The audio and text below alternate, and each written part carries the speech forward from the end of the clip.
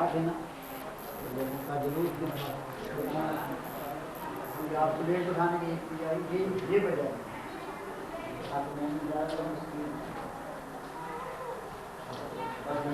سرکار پنجابی شیخ سلامتی کے لیے لوگوں کی تعلیم کے لیے انہوں نے زمانہ کی شیخ سلامتی کے لیے بربادی کے لیے شیخ کے لیے لوگوں کو آباد کرتے پورا ہونے کے لیے شیعہ جہان کی جان والوں کے حفاظت کے لیے بلندر سلوا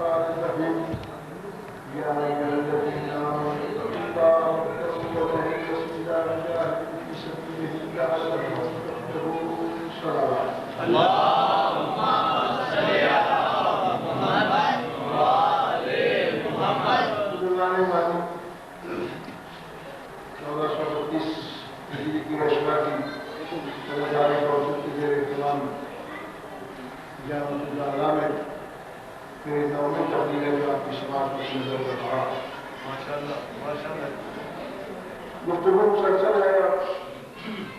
آج دن میں بھی 2 مجالس آپ کی گوشت گزار کر چکا ہوں.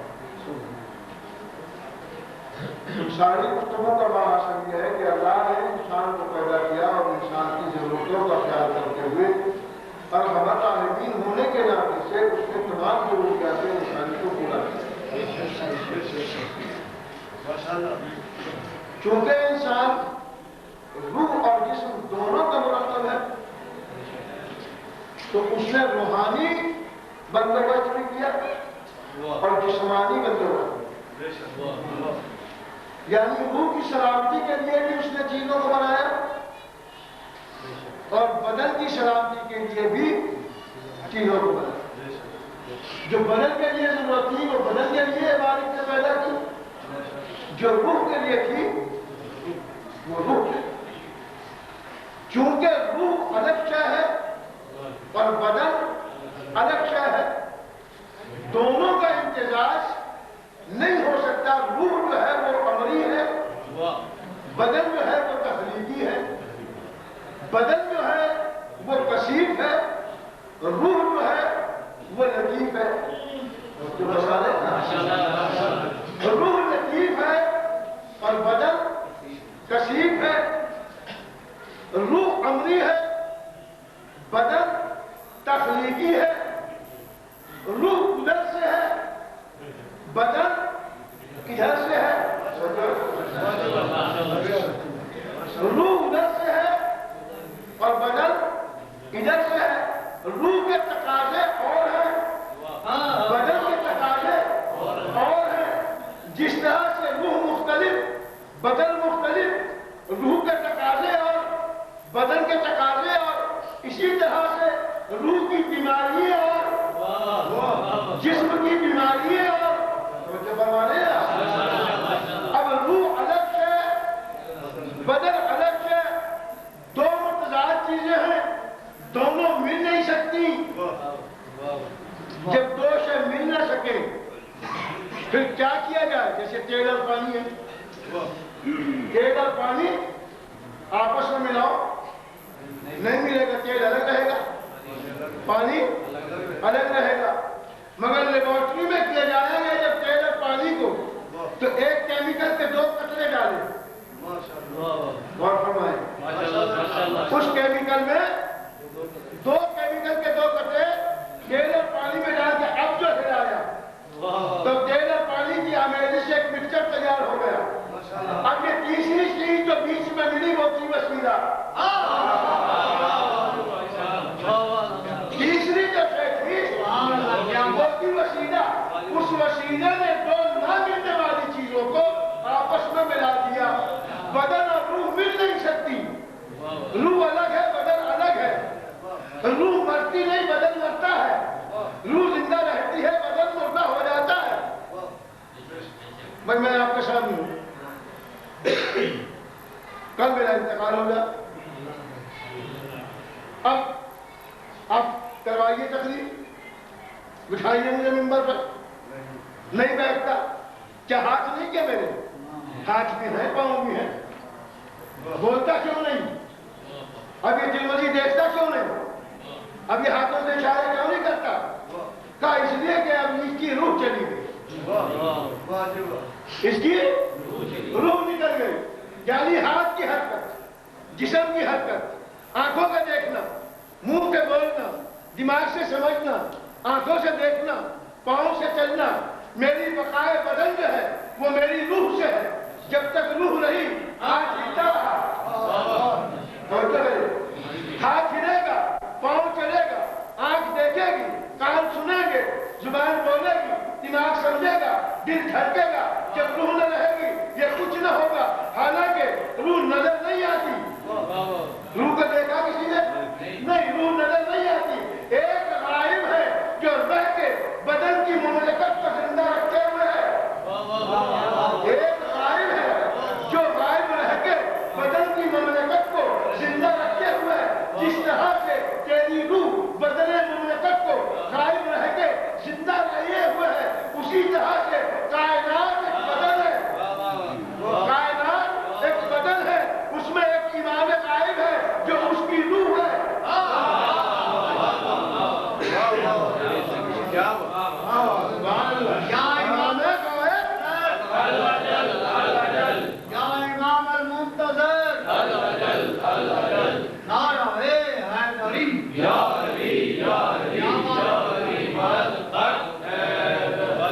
مملکت بدن کی حیات اس غائب روح سے ہے، اس غائب روح سے ہے۔ مرتا بدن ہے، روح زندہ رہتی ہے، روح کو موت نہیں ہے۔ سارا قرآن پڑھ جائیے گا، کہیں نہیں لکھا ہوا نظر آئے گا کہ کل روح ذائقۃ الموت، کہیں نہیں آپ کو ملے گا کل بدن ذائقۃ الموت، بلکہ کیا ملے گا؟ کل نفس ذائقۃ الموت۔ چونکہ روح اور بدن مل نہیں سکتی تھی، اللہ نے درمیان میں وسیلہ نفس کا رکھا، اللہ نے درمیان میں وسیلہ نفس کا رکھا جو روح اور جسم کو ملاتی ہے۔ نفس وسیلہ ہے روح اور جسم کا، اس بدن مملکت کا وسیلہ نفس ہے۔ معلوم یہ ہوا کہ دو نہ ملنے والی چیزوں کو، دو علم دیکھی چیزیں اور دیکھی چیز کو ملا دے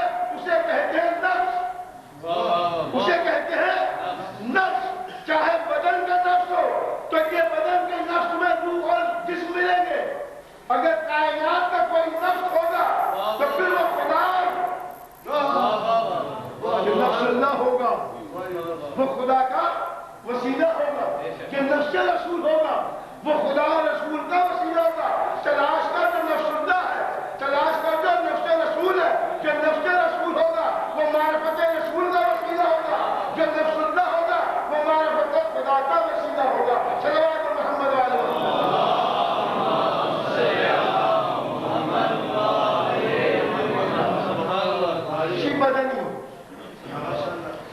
اچھا دیکھیے یہ ایک بدن، میں پوری کائنات کو ایک بدن کہتا ہوں. پوری کائنات ایک بدن ہے اور اس کی روح جو ہے وہ انبیاء و مرسلین، ہزاروں کتابوں کا خلاصہ ایک جملہ. پوری دنیا کیا کہا میں نے؟ پوری کائنات ایک بدن ہے اور اس کی روح انبیاء و مرسلین ہے. پھر ایک بات کہتا ہوں، کل انبیاء و مرسلین ایک بدن ہے. ہزاروں کتابوں کا خلاصہ. کیا کیا میں نے؟ پوری کائنات ایک بدن ہے، انبیاء و مرسلین اس کی روح ہے. کل انبیاء و مرسلین ایک بدن ہے، محمد اور آل محمد اس کی روح ہے.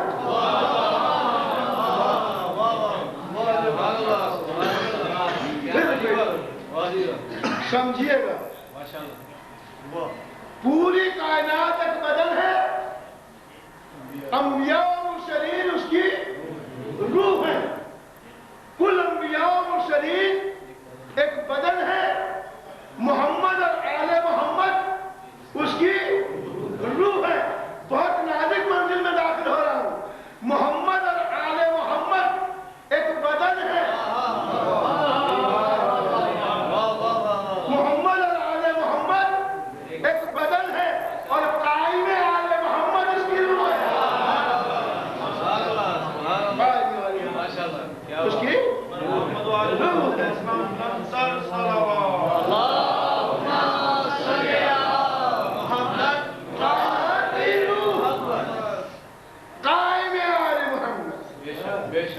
بقیت اللہ کائنات کی بقا کا ضامن، زمین کا محافظ سرکار بقیت اللہ، عصمت کبریٰ کا آخری نمائندہ سرکار حجت، توجہ ہے وجہ کی، آدم سے لے کے خاتم تک تمام انبیاء و مرسلین لا نفرق بینہم، ان کی نبوتوں میں کوئی فرق نہیں. مگر تلک الرسل فضلنا بعضهم علی بعض، رسولوں میں کو فضیلت ہے. شفیع اللہ، نجی اللہ، کلیم اللہ، روح اللہ، خلیل اللہ، شعیب، عزیر، لقمان، سلمان، یحییٰ، زکریا، موسیٰ، عیسیٰ، سب اللہ کے نبی. عصمت کے اعتبار سے کوئی فرق نہیں ہے، مگر شفیع میں اور کلیم میں فرق ہے. کلیم میں خلیل میں فرق ہے، خلیل میں روح اللہ میں فرق ہے، روح اللہ میں محمد رسول اللہ میں فرق ہے. مدارس کے اعتبار سے، فضیلتوں کے اعتبار سے تلک الرسل فضلنا بعضهم علی بعض، ایک کے بعد دوسرا، ایک کے بعد دوسرا. جب پہلا آیا تو فقط نبی بن کے آیا، حجت خدا بن کے آیا، خلیفۃ اللہ بن کے آیا، صاحب کتاب بن کے نہیں آیا، آدم کتاب لے کے نہیں آیا. پہلی کتاب اتنی کون سی؟ زبور. زبور آئی. پھر کون سی آئی؟ توریت آئی. زبور کینسل، منسوخ، توریت آ گئی. نئی امینڈمنٹس کے ساتھ، معاشرے کی ترقی کے ساتھ، شعور کی بیداری کے ساتھ، انسان کے بالیدگی کے ساتھ، انسانیت کی بڑھوتی کے ساتھ، جیسے شعور بڑھا، معاشرتی اصول بدلے، تہذیب و تمدن بڑھا، ادراک و فہم بڑھا، قانون بھی اسی طرح سے آگے بڑھا. لہذا توریت نے زبور کو منسوخ کر دیا. پھر معاشرتی اصول اور آگے بڑھے. توجہ ہے آپ اتنے تھک کے سنیے، چیز بھول کے سنیے، مجھے تو بیان کرنا ہی کرنا. اور ایک ممکن ہے کہیں آپ سے زیادہ میں تھکا ہوا ہوں، مگر میں تھک کے نہیں پڑھوں گا.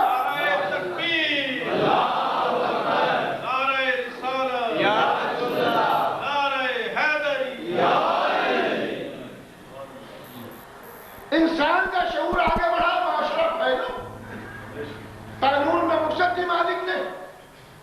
اب کیا ہوا؟ اب توریت کینسل ہو گئی، انجیل آ گئی۔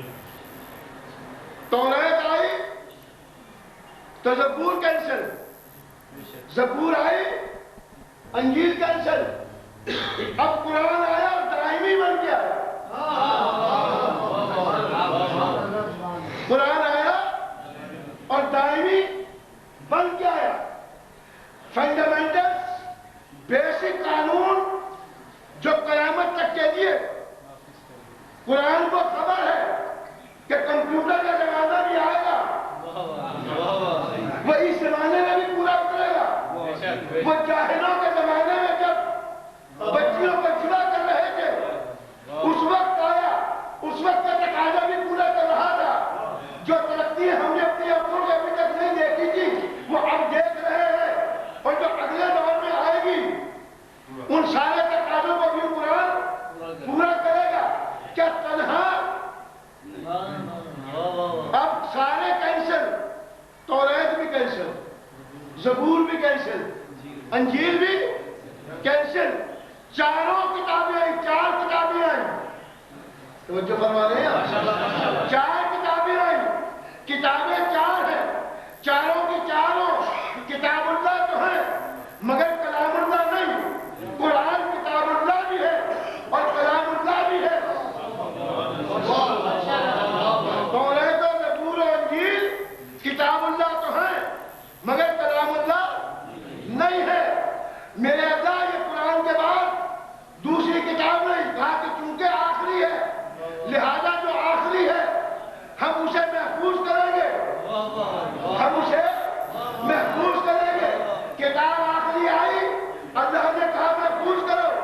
آدم کو بھیجا، نوح کو بھیجا، موسیٰ کو بھیجا، عیسیٰ کو بھیجا۔ بنی اسرائیل میں سے عیسیٰ آخری تھا، کہا اسے محفوظ کر لو، اسے محفوظ کر لو۔ ادھر سلسلہ اسماعیل سے آگے چلا، محمد آئے،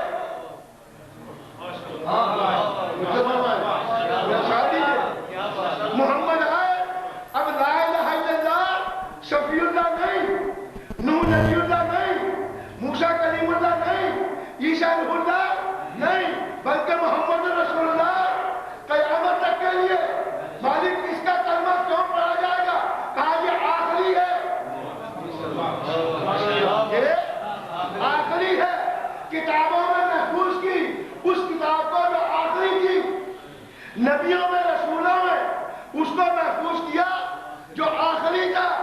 اتحاد کی بات کرتے ہو تو ہم بھی کہتے ہیں ٹھیک ہے، تم نے کہا کہ خلافت راشدہ کا نظام ہو، ہم نے کہا بالکل ٹھیک ہے، آمنا صدقنا۔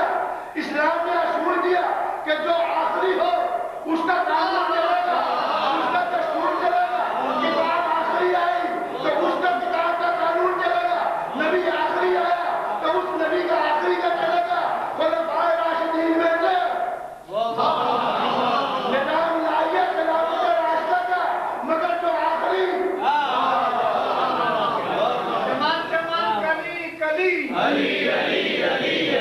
نگر نگر گلی گلی نعرہ حیدری یا علی یا علی یا علی مدد۔ جو کتابیں آئی تو آخری، نبی آیا تو آخری، خلیفہ راشد میں بھی آخری، اسی کا لینا۔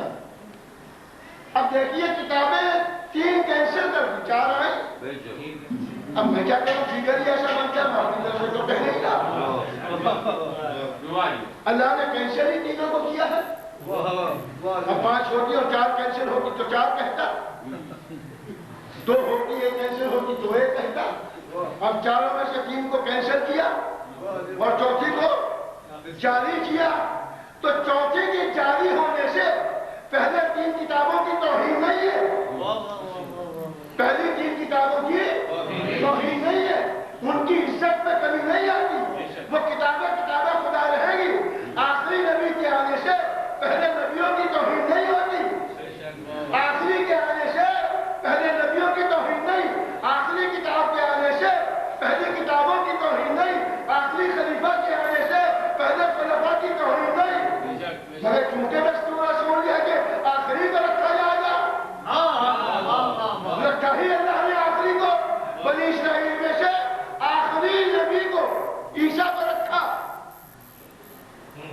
بنی اسرائیل میں عیسیٰ آخری نبی حدیث کو رکھا، نبوت ختم ہو گئی مگر عصمت ختم نہیں ہوئی۔ نبوت ختم ہوئی ہے، عصمت ختم نہیں ہوئی۔ آخری نے جاتے ہوئے کہا انی تارک فیکم الثقلین، کتاب اللہ و سنت اہل بیتی، دو چیزیں چھوڑ کے جا رہا ہوں، ایک کتاب خدا اور ایک اطلاع۔ جوڑا، سنگل نہیں، جوڑا۔ اور جب جوڑے کا تصور ہو تو چاہے ایک سامنے نہ بھی ہو، جوڑا تبھی ہوتا ہے چاہے سامنے ہو اور چاہے سامنے نہ ہو۔ مثال دے کے واضح کروں، میں شادیاں دیکھتے ہیں، دولہا آتا ہے۔ اب یہ شادی بھی ہمارے لیے ایک مصیبت ہے اس زمانے میں۔ شادی نکاح ہے سنت موقعہ کا نام، حرام زندگی سے بچنے کا نام۔ حدیث پیغمبر ہے کہ جس کی شادی ہو جائے اس نے اپنے نسب ایمان کو محفوظ کر دیا، اس کی زوجہ اس کے نسب ایمان کی محافظ ہے، وہ جو ہے بدلہ کی۔ اب شادی میں ہوتا کیا ہے؟ حدیث قصہ، اور فرما رہے نا، حدیث قصہ پڑھی گئی۔ اب جب حدیث قصہ پڑھی تو جہاں یہ حدیث پڑھی جائے گی وعدہ ہے کہ رحمت کے فرشتے آئیں گے، استجابت کے دعا کے دروازے کھلے گے۔ معصوم قسم کھا کے گواہی دیتا ہے کہ جس محفل میں یہ تذکرہ ہوگا وہاں کی دعائیں قبول ہوں گی۔ اب جب حدیث قصہ پڑھی تو فرشتے رحمت کیا ہے، دعاؤں کی قبولیت کے دروازے کھلے۔ اور 8 معصوموں کی متفق علیہ حدیث ہے کہ جس محفل میں کتا ہوگا رحمت کا فرشتہ نہیں آئے گا، جس محفل میں شراب، جوا، پانسا، شطرنج ہوگا وہاں پر رحمت کا فرشتہ نہیں آئے گا۔ توجہ فرما رہے نا، جس محفل میں تارک الصلاۃ ہوگا رحمت کا فرشتہ نہیں آئے گا، جس محفل میں بے ریش ہوں گے میں اللہ کی رحمت کا فرشتہ نہیں آئے گا، جہاں بے حجاب ہوں گے وہاں پر اللہ کی رحمت کا فرشتہ نہیں آئے گا۔ معصوم کے 8 معصوموں کی تواتر سے حدیث ہے، وہاں پر رحمت کا فرشتہ نہیں آئے گا۔ حدیث قصہ پڑھی کہ رحمت کا فرشتہ آئے، بے حجاب مرد بیٹھے ہیں بے حجاب عورتوں کے ساتھ، آزاد خدا کا استعمال جہاں ہوگا رحمت کا فرشتہ نہیں آئے گا۔ اب بتائیے فرشتوں میں فساد کرا دیا نا آپ نے کہ رحمت کا فرشتہ بھی آ رہا